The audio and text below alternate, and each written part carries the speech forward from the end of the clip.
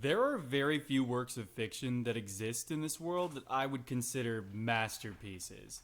Full Metal Alchemist Brotherhood, Avengers Infinity War, Mass Effect 2.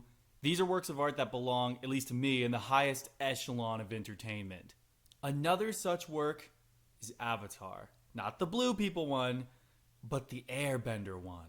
To say that this show has had a large impact on my life would be a gross understatement. And you know what? I'll say it. I fucking love Legend of Korra as well. Okay? This universe is one of my favorites of all time, and the world building and character work are seriously on another level.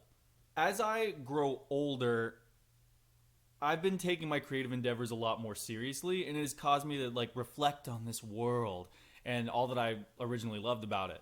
So if you're in the mood to talk about how goated Avatar is, and maybe do a little bit of comparing and contrasting with the Legend of Korra and Last Airbender, then you've come to the right place. This world is so fucking rich, dude. It's inspired by a bunch of different real life Asian cultures that kind of mix in this really cool way that makes the world feel real and lived in. I could believe that this world exists in a universe parallel to our own, Wouldn't that be awesome?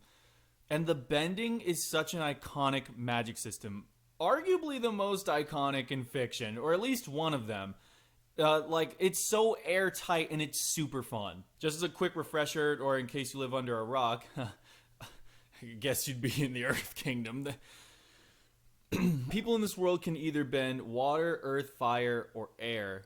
Some people can't bend at all, and then the Avatar can bend all four elements. There are some magic systems like Full Metal Alchemist where the equivalent exchange is super simple to grasp and it generates conflict not from really what the rules are, but how the characters bend the rules, get it? Bend the rules, in order to accomplish their goals. So magic systems like that are considered hard magic as opposed to soft magic. Bending is another example of a hard magic system in the sense that, yeah, there are rules and they cannot be broken, but they can be played with or expressed in different ways that are genuinely super creative and surprising. And when you do see them, it actually makes perfect sense. For example, when Toph invents metal bending by figuring out that metal is just refined earth, or when Katara learns that water can be pulled from thin air or in people's blood. These are things that before watching the show, you wouldn't really think about, but when you see them happen, you're like, yo, dude, sick. Also, to make things even better, they have fusion animals in this world, dude. Did they need to add them? No. Am I glad they did? Abso-fucking-lutely. Little touches like that matter, man.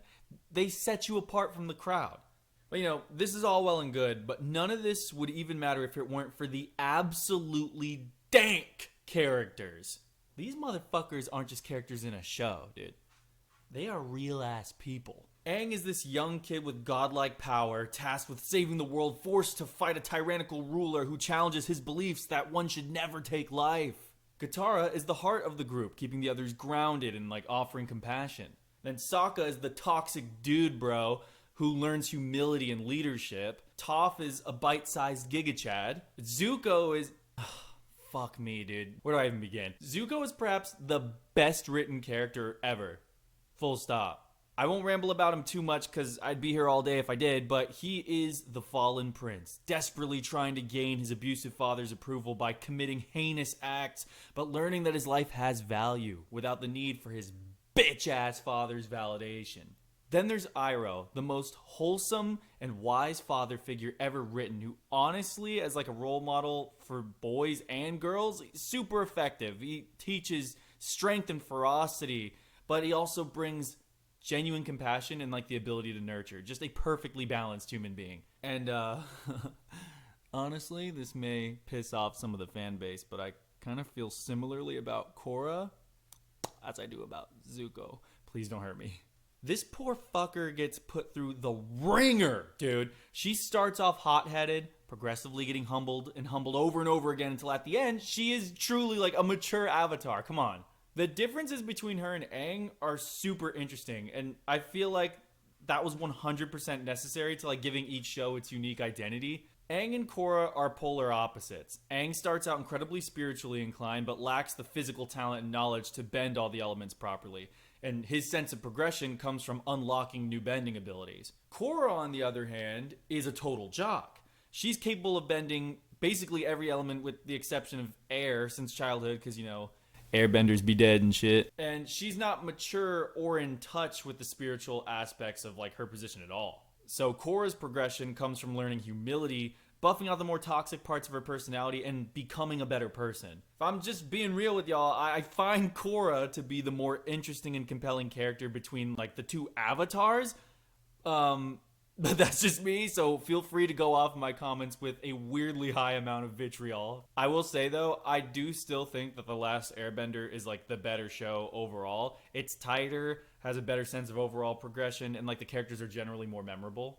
The villains are solid as fuck across both shows, but Aang's crew, they're just kind of more memorable than Korra's crew, you know? But yeah, these are just some thoughts I had about this universe. It seriously is one of my favorite pieces of media, like, of all time, and I really look forward to the new installment with the new earthbending avatar. Let's hope they don't fuck it up.